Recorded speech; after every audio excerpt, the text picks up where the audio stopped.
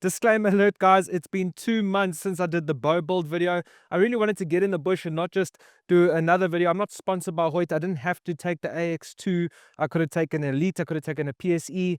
And so I really wanted to spend time in the bush and actually put it to the test before I say all these great things from just shooting it on the range with a couple of arrows. So it's 2 months later, 3 animals down. We did a blessed buck at 52 yards with a frontal shot.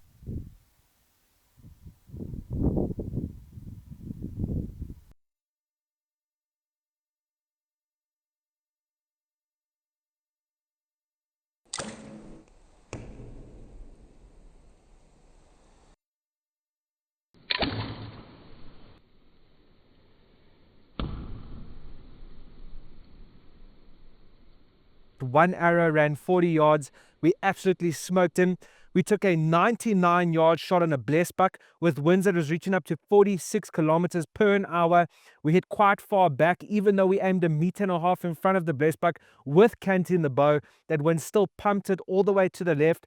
It ran 30 yards, laid down. It was completely sore with that Seva 1.5 hybrid. And I managed to wrap around the mountain and get a 20-yard shot on that blessed buck. And he went down within 20 yards. The total running yardage was 50 yards, even though that shot was a bit back. The 52-yard frontal on the other blessed buck was also with a Seva 1.5. And unfortunately, I didn't get it on video, but the closest bow kill I've ever got with a walk and stalk 9 yards to a female impala, perfectly broadside with the Seva 1.5. So I've put it in the bush. I've done kilometers and kilometers of walk and stalk, tree stand sitting, ambush techniques, all that kind of stuff, and really putting the bow to the absolute limits. And I have to say, I'm completely impressed. But we're on the range today. I've switched up my arrows to 570 grains, and they are a 4-fletch, total arrow length 27.5 inches. I lost a lot of arrows on that last trip because of all the pass-throughs and the penetration that I got. A ton of them ended up getting lost in the veld, and I just couldn't find them. And so I'm going on another hunt now with James Visser from Bow Disciples. And straight after he leaves back to the States, I'm going on a 5-day rut hunt for fallow deer. And so I've built out these arrows at Magnum Archery to give me, well, you guys know, I've always liked that 550 to 580 range. And so I didn't want to change anything going on a bucket list hunt that I've dreamed on for about 4 years. So let's hit the range and let's just fling some arrows. Alrighty, little disclaimer, I've obviously sighted in the bow already because I don't want to waste your guys' time. There's just far too many videos of me sighting in a bow, 20, 30, 40, 60, lining up the sight tape, all of that. So we are sighted in, and now we need to just put it to the test with real life shot simulations. We've got a Rowan 51.8 yards. Let's use first my bottom pin and see if that's going to work, and then we'll use the middle pin and make sure that's dialed in as well. We'll do that for every target that we shoot on. 51.8 yards, my bottom pin.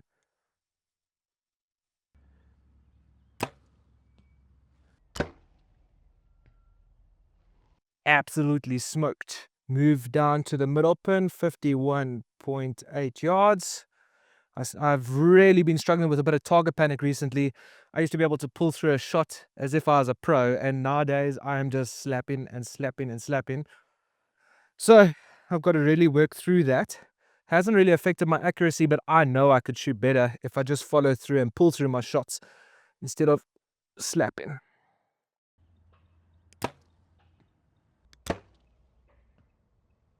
Not a bad shot either, and that was with a Rage practice tip that was filled with a bunch of foam from targets that I was shooting earlier. So happy with those 2 shots. Let's move on to the next.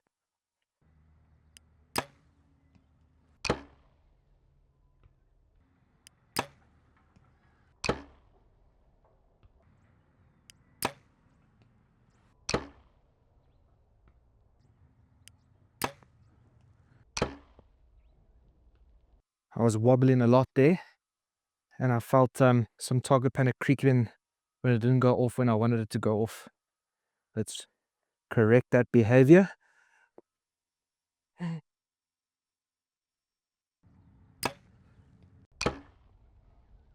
Alrighty, one of the most popular and most well-known animals to come and hunt in Africa, a buffalo, Cape buffalo. Oh, we made it a bit far. 109 yards, but I do have up to 115. So, I mean, let's just push it. I'm going to have to use my bottom pin for clearance. Let's triple check we're going to get clearance. Oh, man. Every day of the week. 110-ish. Let's just quickly. At these distances, if you're off by half a yard, it will show on the target. This, I'm going to really have to make sure I execute nicely. So, bottom pin, 110 yards.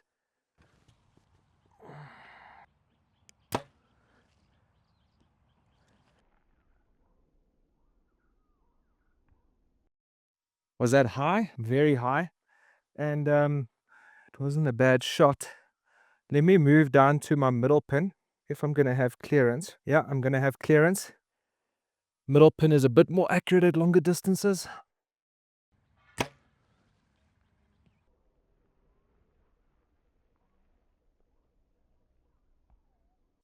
Hey, smoked it. Smoked it. I've been struggling with the longer distances on that bottom pin, and I don't know if it's the way I'm pulling through the shot because I'm looking lower in the sight housing or what it is, but I am going to have to be very careful what I do with that bottom pin. But let me quickly redo that. Let's see what happens. Bottom pin, 110 yards. Should be a little high. Exact same height as that first one, and also a bit left. And I slapped it.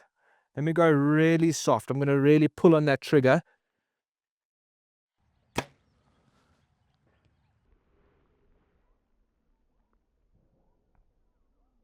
There we go. There we go. Okay. What's happening there is if I put too much back tension, it rides the bow up and then I get a high shot. I'm going to try replicate that quickly. 110 yards.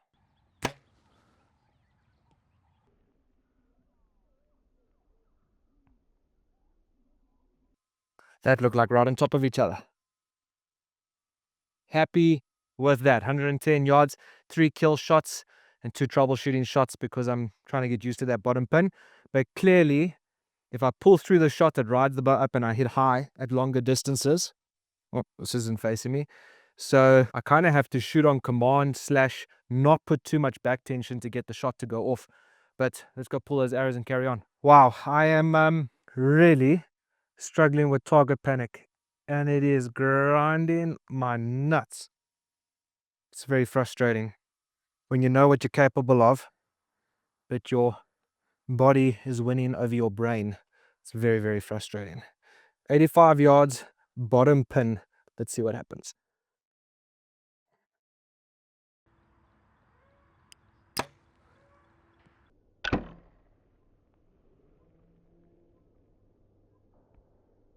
Okay. First shot I've been able to pull through all day, and it felt good, and it landed where my pin was hovering. Let's do that again. Focus.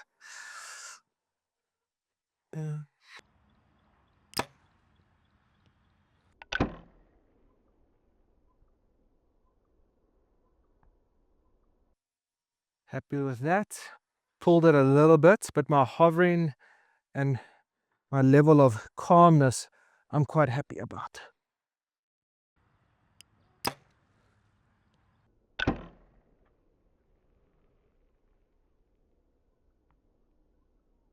Yes, please. This is amazing, guys. I have been fighting target panic so hard. And this is with the bottom pin. What I find is when the bottom pin is so low, your, I hate to call it center of gravity or whatever you call it, but I feel like the movements are a lot more exaggerated. So because the pin isn't in the center, anything I do with that bubble is a lot worse with the bottom pin. So I'm really happy with the results I'm getting now. Ooh.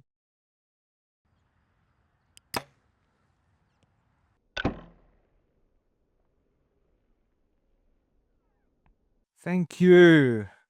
Pulling through the shots. Where have you been all my life? A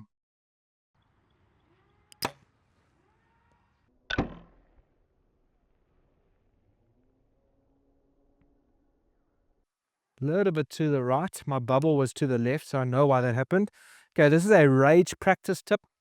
the aerodynamics and all that could probably affect what it does, but let's see what happens.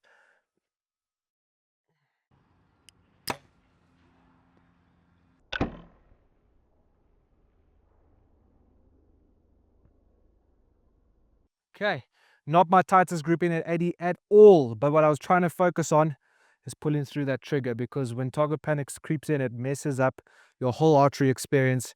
And it's even worse when you know you've never done it before, you haven't been doing it for 2 years, and for the last 2 months it's just creeped back and you can't get rid of it. So happy with that. Really happy with it, from being on the range to hunting with it. I've got a lot of training to do to get rid of that target panic. I took 2 years to get rid of it, and I demolished it for so long, and somehow it's just completely creeped up with me. And it kind of was induced when I moved over to a new trigger for the first time in 5 years. And so I just need to get behind this thing and spend a ton of time with it and get used to that little click and the draw cycle and shot cycle with this release specifically.